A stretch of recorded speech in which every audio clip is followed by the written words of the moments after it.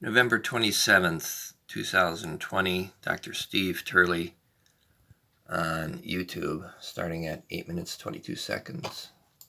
If you don't know what's going on in Wisconsin, it is really cool. It's really neat. Biden's only up by about 20,000 votes. And what the Republican legislature in Wisconsin did some time back is they made it almost impossible to cheat by mail-in voting. Now, how so, right? Well, Wisconsin doesn't allow mail-in ballots to be sent out without a written request from the voter.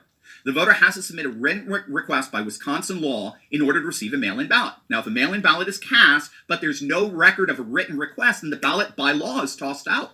It's being reported that about 60,000 ballots in Milwaukee County and 40,000 in Dane, where Madison is, are mail-in ballots, absentee ballots that have no request applications connected to them.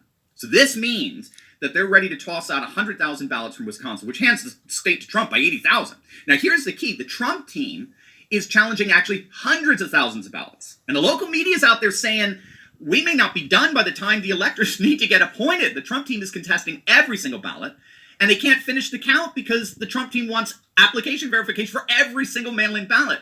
The latest report is that there are now about 200,000 contested votes in Wisconsin.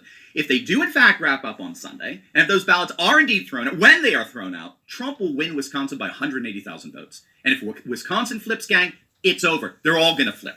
If Wisconsin officials agree to certify the vote with all those ballots tossed out, that's it. The Trump team goes full animal. They're going to go on the full offensive with both the Republican legislators and courts to get all contested ballots thrown out in all of these states. If Wisconsin officials do the right thing and throw out all the illegal ballots, look out.